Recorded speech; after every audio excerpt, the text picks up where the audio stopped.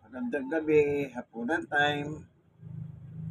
Hapunan time po, bigay ng Panginoon Diyos. Amen, amen, amen. Ito.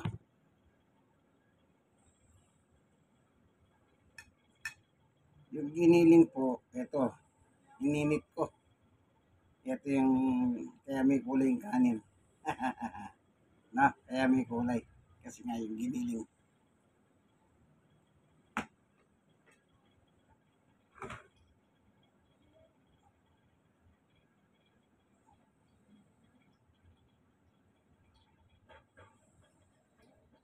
Ito yung giniling, oh. May itlog, may manok. Ininit ko. Bigay ng Panginoon Diyos. Amen. Salamat, Panginoon, sa binigay mo pong hapunan sa akin ito. Salamat po sa ngalan ni Jesus. Amen. Yan. Bali. Ayan. Tada!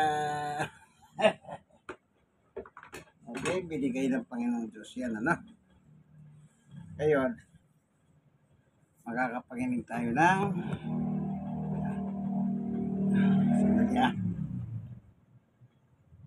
mas maganda po habang kumakain. Salamat po, pagpalain mo ang gabing ito sa pangalan ni Jesus. Amen. Po, andog ng PMCC 4th Watch sa Marikina. Bible Study ng Pentecostal Missionary Church of Praise in the 4th Watch, Marikina, Local. Join Apostle Jonathan S. Furiols weekly Apostles' Take tomorrow, Wednesday, February 12 at 7 in the evening. Wherein we are going to talk about all kinds of things and issues and topics of importance to you and to me. Watch this special episode on PMCC 4th Watch website, 4th Watch Media Facebook page, and YouTube channel. Also, watch and listen on Spotify. Together, let us explore the heavenly wisdom that could make us wiser as believers. Do not miss it. Pagudang lolay, pagudang lolay, pagudang lolay, ang lololay, ang lolay. So, makinig sa video ng mga samurai. I just wanna speak the name of Jesus over every heart and every mind. 'Cause I know there is peace within His presence. I speak Jesus.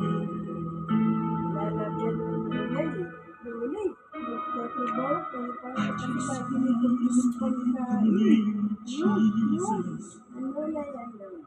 So every thought, affection start to break.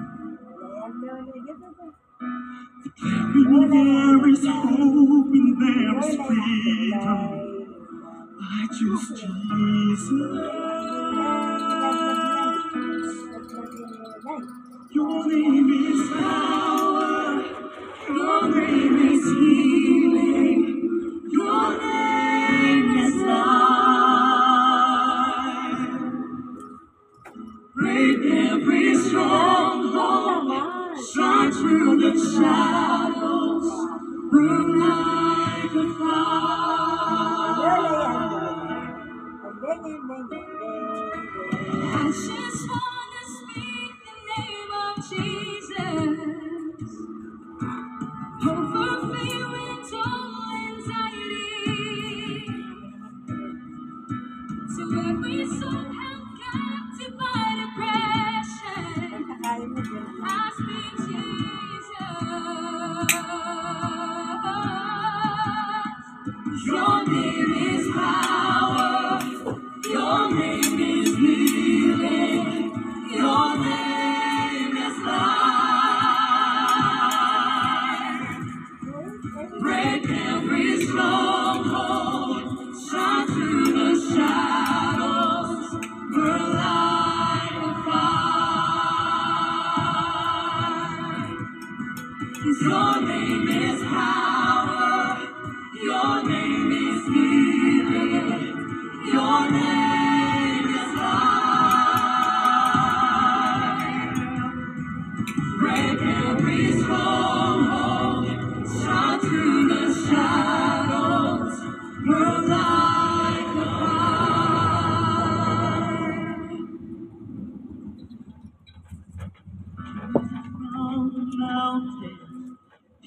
Jesus in the street, Jesus in the darkness over every enemy.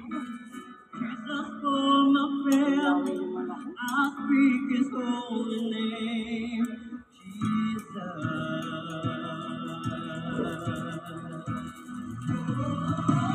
Jesus from the mountain, Jesus in the street, Jesus in the darkness over every enemy. Jesus for my family, I speak the holy name. Jesus.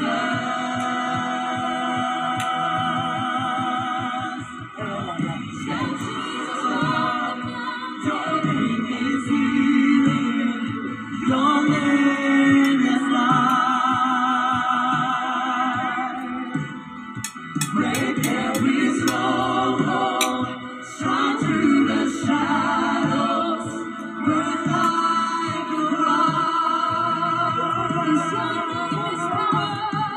Your name is power, your name is healing, your name is life. Break every stronghold, shine through the shadows, burn like a fire.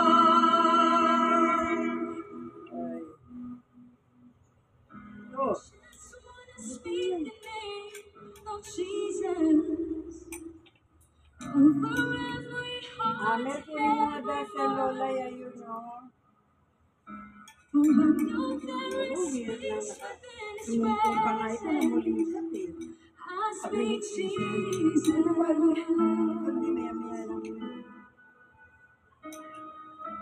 Ito dadalhin ko, nakalimutan ko. Isip ko kasi, nandun kami sa Yapag. Eh, biro ko, malag ni aircon. Siyempre, nalamigay yung pa ako. Yung tipo.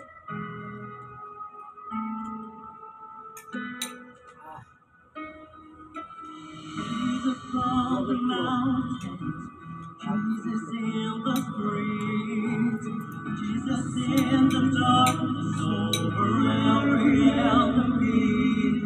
Oh, Jesus for my family, I speak the holy name, Jesus.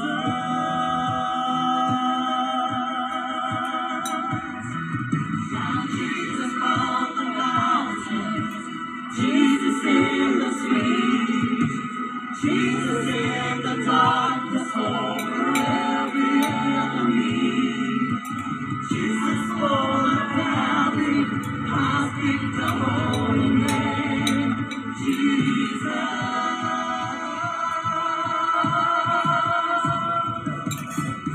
Jesus from the mountain, Jesus in the street, Jesus in the darkness over every enemy. Jesus for my family, I speak the holy name, Jesus. Email ko. Dahil na hanggang Friday yung ano namin, allowance. Webes yung Praise the name of the Lord. A blessed Tuesday evening to all of you. Turn to those around you and give the blessings of the Lord.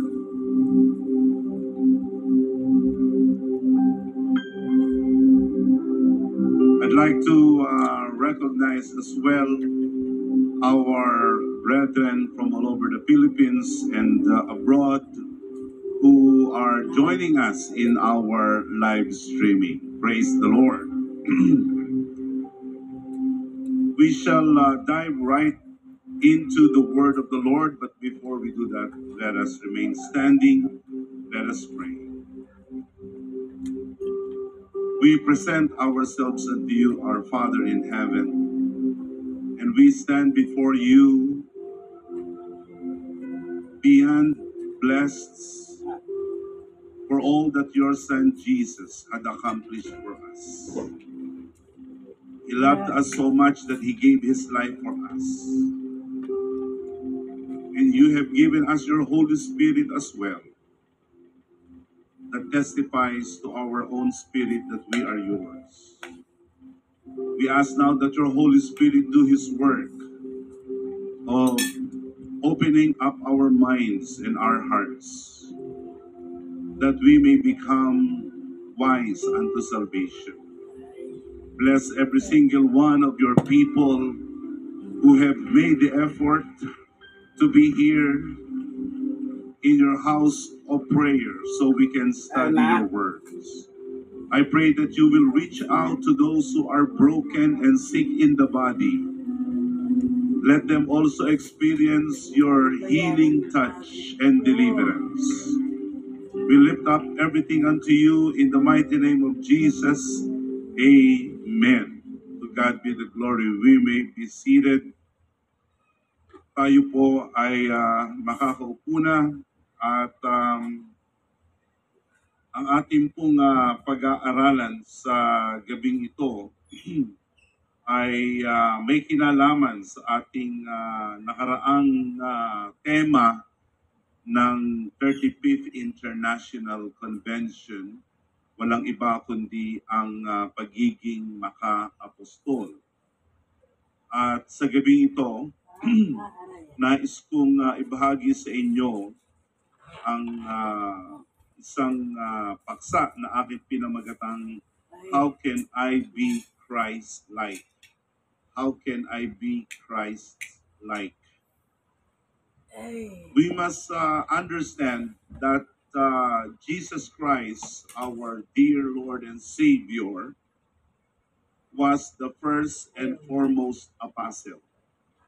He was the chief of apostles because he was the first one sent by the Father from heaven into our planet, into our world, so that we can become like him someday.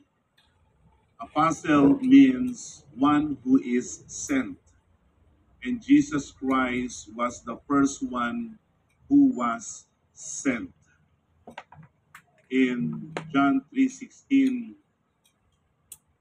the Father gave his Son, sent his Son in order to the world to receive salvation by faith through grace in Christ Jesus. In Galatians chapter 4, verse 4, the same truth is mentioned, that God sent his Son. Kaya ang kahulugan ng apostol ay yung sugo. At ang Panginoong Jesus ang unang sugo. And when he was on earth, Jesus Christ sent human counterparts of his. Sila'y mga apostol din, gaya ng Panginoon na sinugo ng Ama. Sila rin ay isinugo ng ating Panginoong Jesus. It was actually Jesus who named and described them as apostles. Initially, he called 12 of his disciples to be his apostles. And so, apostolic means Christ-like. Apostolic means being like the apostles that Jesus Christ himself has sent. So these are the two dual meanings of the word apostolic. Apostolic means Christ-like, and apostolic also means that which Jesus Christ has sent in order to speak on his behalf, to do his bidding. But tonight, we are going to look at what it meant to be apostolic within the perspective of being Christ-like. That is why our topic tonight is, how can I be Christ-like? Paano tayo magiging gaya ni Kristo? Paano tayo magiging maka-apostol? We must understand that Christ-likeness is the very ultimate and the absolute, excuse me, objective of the Christian church throughout the history of the Church of Jesus. This has always been the overarching objective of the people of the Lord. How can I be apostolic? How can I be Christ-like? Sa katunayan, during the first 100 centuries of the Christian faith and the succeeding generation, churches in that generation have endeavored, they have labored on how to bring the church to her apostolic roots. Ito ang dahilan kung bakit ang mga sulat gaya ng sulat ni Pablo sa mga taga-Galasya o ang kanyang mga sulat sa mga taga-Colosas ay kanyang isinulat. Sapagkat kung ating babasahin ang mga sulat, ang mga liham na iyon, ay inyong makikita ang malaking problema na bumalot at nangyari sa mga iglesia na iyon, gaya sa Colosas at sa Galacia. At ang problema iyon ay hindi na sila nagiging maka-apostol. Hindi na sila nagiging gaya ni Kristo. That was the main problem of these churches, the churches at Colossae and the churches at Galatia, that they were failing, they were flunking the tests of being apostolic. For instance, ang mga kapatid sa mga taga-Colosas ay nahuhumaling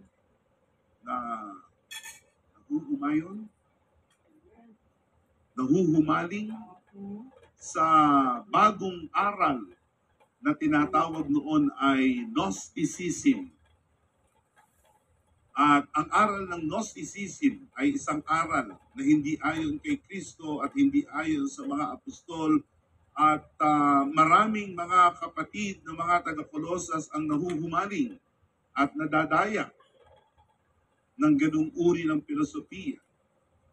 Kung atin naman titingnan ang problema sa mga taga-Galasya, marami sa mga taga-Galasya ang parang bumabalik sa kanilang kinagistang relihiyon na Hudismo, na kung saan ang pangunahing pamantayan ng pananampalataya ay ang kautusan, hindi na ang biyaya ng Panginoon. At marami sa mga taga-Galasya ang nahuhumaling sa ibang ebanghelyo at nahuhumaling sa ibang Kristo na hindi naman Kristo.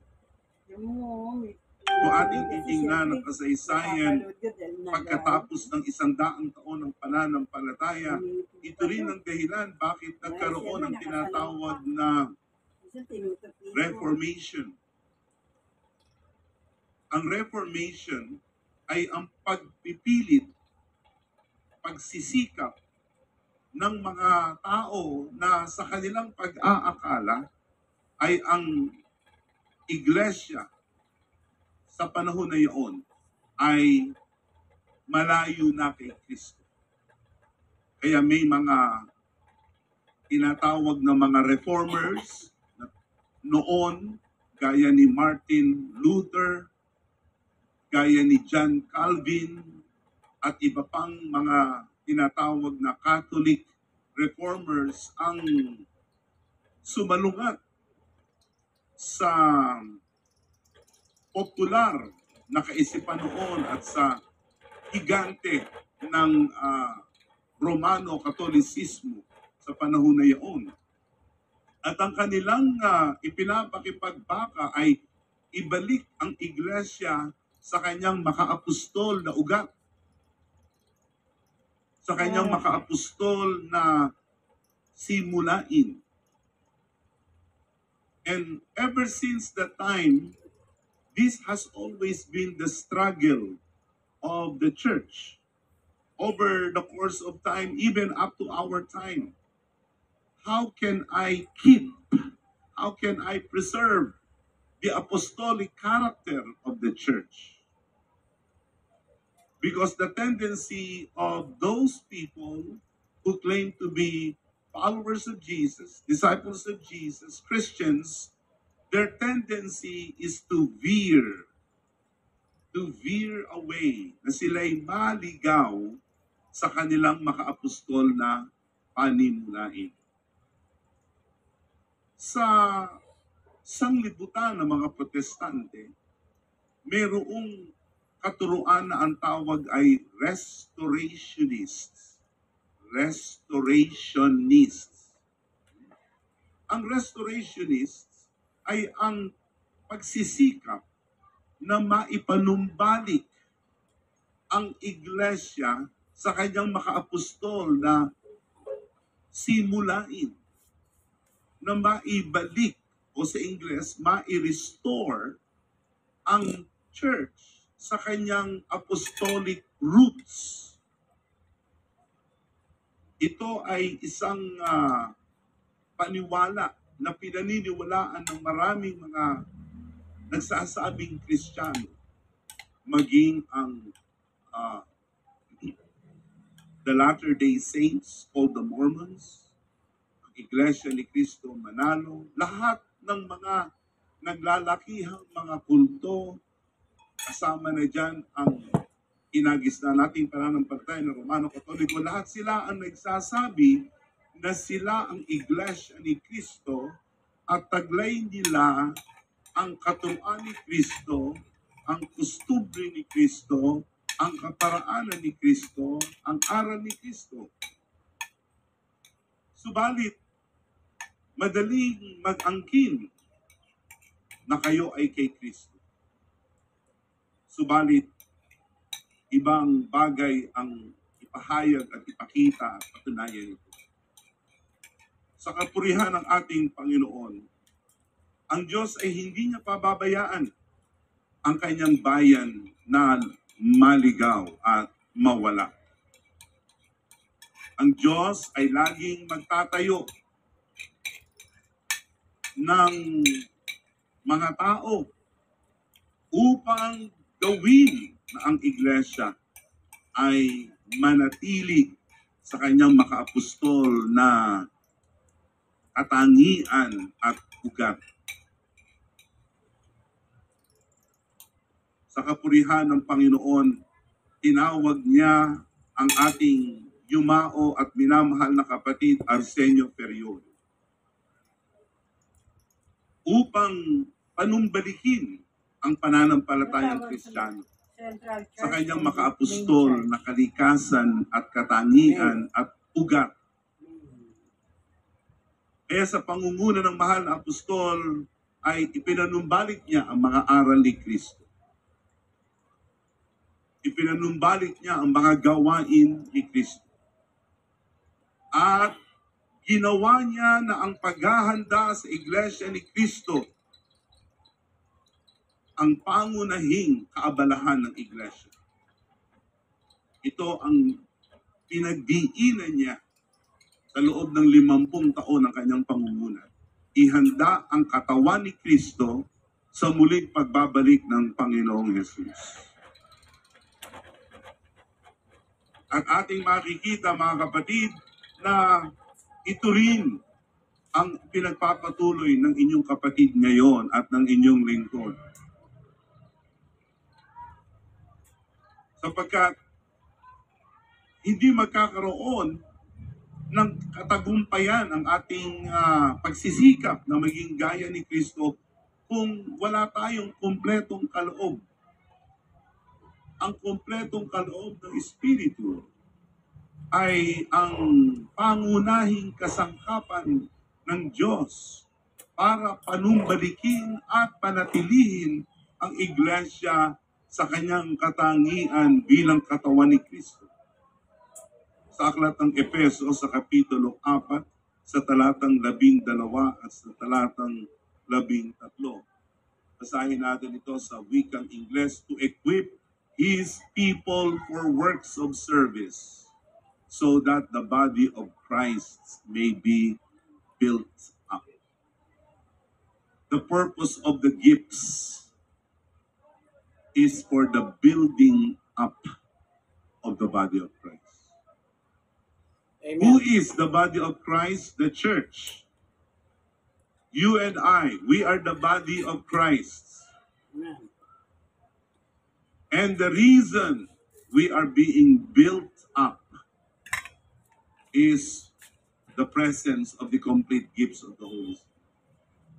In verse 13, it says, until we reach unity in the faith and in the knowledge of the Son of God, and become mature, attaining to the whole measure of the fullness of Christ. That's another way of saying to become Christ-like, to become perfect. Spiritual maturity reaches its apex, its zenith, its summit, its top when the collected members of Christ's body, the church, is like Jesus. That's the apex, the zenith, the top. Yan ang rurok ng kasakdalan. Tayo ay maging gaya ng ating Panginoong Jesus. Hindi tayo magiging gaya ng Panginoong Jesus kung tayo ay hiwalay sa katawan ni Jesus. Kung tayo ay bahagya ng nakakabit sa katawan ni Jesus. We must be fully connected branches to the tree. We cannot be dangling branches.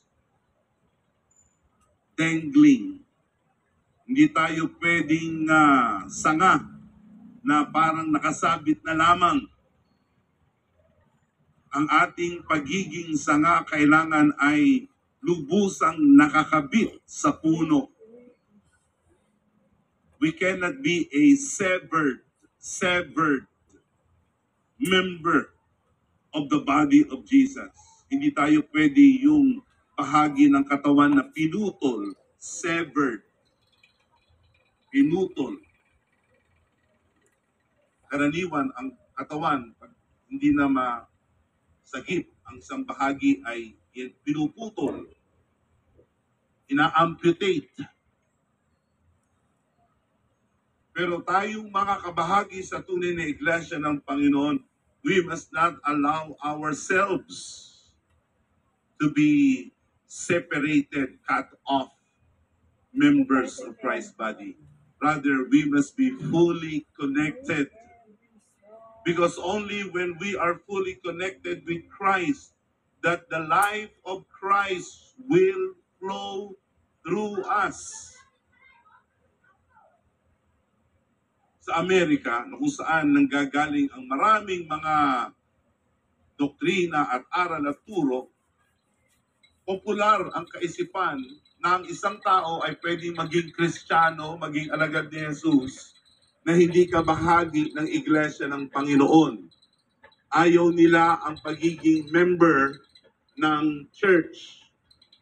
Masama ang kanilang tingin sa church. Ayaw nila na mayroong isa na sa kanila'y nagtuturo at nangangaral. Kaya karaniwan, ang dahilan nila ay ang aking pananampalataya ay pribado. That's the argument they say, or my faith is just between me and Jesus. It's private. They claim to believe in Jesus. They claim to follow Jesus, but at the same time, they are not attached, they are not connected to a church. Now, good if that church is false. That is good disconnection. Yung iba naman, they see all the churches as true. And so what they do is they church hop. they church hop. Para silang mga ano yung rabbit sa Tagalog? Para silang mga kuneho. Sila'y patalon-talon. They go from one church to another and they refuse to be a member. Good if they are looking for the right church. But if it is simply a habit to just go from one church to another, that is unbiblical. Thanks be to God, we do not church hop. You know why? Because we have found the right church. Amen. And in God's church, we are deeply connected. We are deeply connected. We are meant to be connected in the body. That's the reason we must not allow any spiritual disconnection or detachments to left unchecked. Hindi tama na tayo ay lumuluag, na tayo ay lumuluag ang ating kapit at hindi natin ito pinagsisisihan. We must always see to it that any backsliding tendencies must be nipped at the bud. Hindi pa lumalala, naputol mo na. Hindi pa lumalala yung karamdaman, yung kalamigan, napuputol mo na. Hindi pa lumalala na ikaw ay nahihiwalay, ay yun ang sinusolusyonan ang krisis at ang problema na yan. Without a strong, healthy membership in God's church, Christ-likeness is an exercise in futility. Baliwala. Baliwala. When Christ comes, He will only receive a church that is just like Him. He will never look for a church that is simply big, popular, successful. He will look for a church that is Christ-like. And we say this with all humility and grace, that the PMCC Fourth Watch is in that path already. Kaya napakaganda ng aral ng Fourth Watch. Flattery aside, I am all the more amazed and impressed by the beauty, by the relevance of our doctrine. Hindi tayo tinuturuan dito na maging kung ano-ano. Hindi tayo tinuturuan na abutin kung ano-ano. Ang itinuturo lang sa atin, papaano maging Christ-like. That is good enough. Our church may not be up par with other churches. With God's true church, we will be satisfied with that. Because it is in the church that all the components of Christ-likeness can be found. Lahat ng bagay na kailangan para maging gaya ni Kristo ay nasa tunay na iglesia. Nasa sa atin ang tunay na kaloob.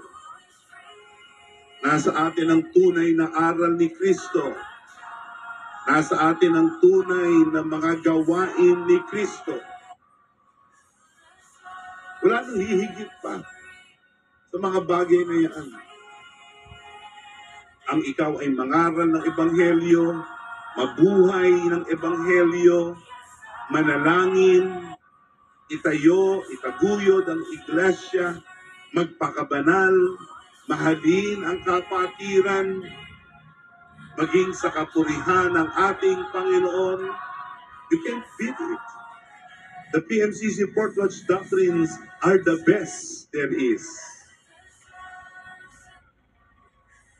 And all of those are already available and accessible to us. But in this study, it still begs the question, Oh, yeah. how? How can I be Christ-like? I'm going to give you three principal ways. Number one, embrace the pain of the process of Christ. Embrace the pain of the process of Christ likeness. Embrace the pain of the process of Christ likeness.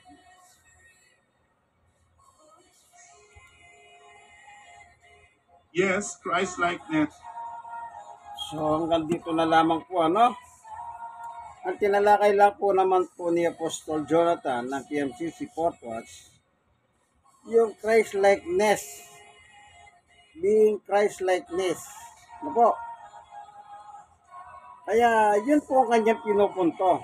Kailangan ng aral ng isang simbahan, kagaya ng PMCC Fourth Watch, ay apostolic. Because Jesus is the main character, siya pinakapangunahing apostol.